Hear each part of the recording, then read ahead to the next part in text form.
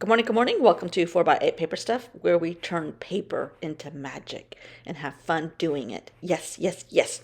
We're in day 15 of the Start with a Mark challenge put on by Concy from atop Serenity Hill. Today, I started talking to you and then I just started going. I am having the best time with the jelly prints. Kurtie, I'm so glad you're liking them. I'm loving them. But today, the prompt is pencil, a mark with a pencil. So I was trying to go in with this colored pencil. It broke, but I got enough of it to try to make this. And this one really, really went wackadoodle. But I see people doing these kind of things all the time, and I need to. This whole project has turned into me trying to do things I don't normally do. So I'm filling in some little holes and some little nooks and crannies that I find. I still had this pen laying out from the previous video, trying to make more nooks and crannies over here because I didn't have that many, and using colors, natural colors, but making them work. And oh, I'm at the beach. I forgot where I was. There's always construction going on here, especially this time of year. Now that little piece of paper needs to happen. Don't know why, it just does. Um, it looks like a shark's tooth now that I look at it. So I was like, okay, let's put some more pieces of paper out here. In my minuscule paper bag, now that I have it narrowed down to this section of the room, it's all narrowed down to one box. And so I'm going down with colors, not particularly choosing specific colors, just bright or different. And then I started counting, and I need to get to 7. And I thought about, I like this little mini book that has a hole punched in it page. So I'm going to get another one of those and put it on the opposite page after I poke holes in it, punch holes in it. But I'm going to get to 7 pieces of paper. I don't know why I like the number 7, but I do. And I really don't even know if I am a numbers person. But I do know I like doing things with 7. So all that to say, I'm punching some hole in some paper. And just because that paper's super thin, I just doubled up a couple pieces here and there. And it is easier on the hole punch that way. Want to use that longer piece with the holes in it, but I already have 7, so I am putting those into my minuscule bag, and we're ready for the next spread. I was going to put this one down, but that'll take me to 8, and I can't do that. Just can't do that. So I have some pencil marks down. I have I colored in some of this little cubby holes that they created. I've put some more paper down. Now what do I do? Now what do I do? I'm at the beach too, and our COVID numbers are going up. In fact, the CDC recommended that this section of South Carolina wear a mask again. So I stopped at the grocery store on the way here and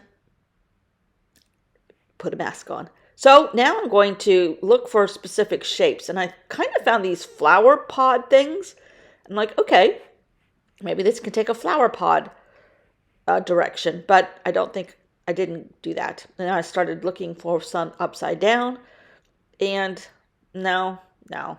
So it kind of, evolved, but it's still just making marks. This is a humongous nod to making marks. That's all I did.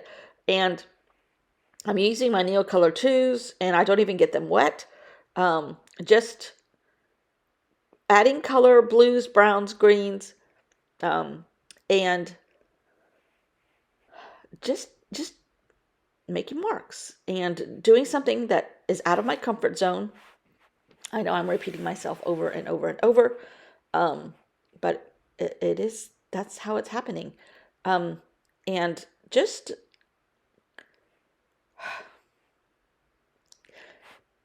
it's a huge experiment, this whole challenge for me. Now, I do love jelly plates, and I do use them, but Other than that, these techniques are out of my comfort zone.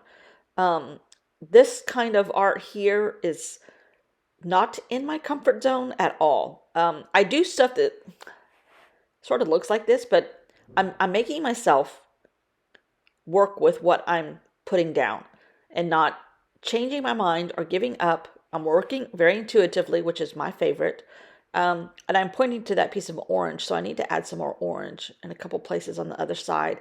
So that was not intuitive, but the orange was there, so it told me what to do. So that is intuitive, right? Um, in the end, I really liked this. And then I started, just stretching some of these other little nooks and crannies that showed up, um, and going different directions with these lines, and um, possibly making dots someplace. And I need to add color into that one spot, but I wasn't sure what to do. So I got out it's kind of like a skin tone peachy color, and just colored in some big spots that were showing up now. The little spots are all filled in. Now I need to work on some big spots.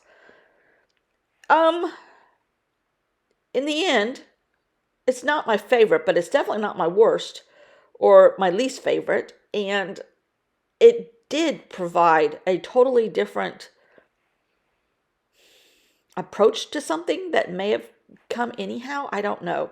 Um, I'm not skilled enough to know that stuff, but I do know that it was very meditative, and I thoroughly enjoyed it. Um, and this is where I went back in with a regular graphite pencil and just started scribbling, and went over and added another layer of pencil on top. And I really, it's just kind of out there, and sometimes being out there is good. And then I went in with some little teeny tiny minuscule places and added more pencil, graphite, just coloring in tiny little spots. And man, don't judge a book by its cover. Um, this is really, really therapeutic in a lot of ways, and it has stretched me to, um, first of all, my bad aura is gone, which is fantastic, and stretched me to not automatically assume that the end result is an icky process. That's the lot. That's it right there. The end result is not an icky process, and sometimes the process is better than the end result. Loving it, loving it, loving it. It's really out there, but it's great. It's great. It's great. I love it. And I'm going to stop because I don't want to mess it up. So now, um, uh,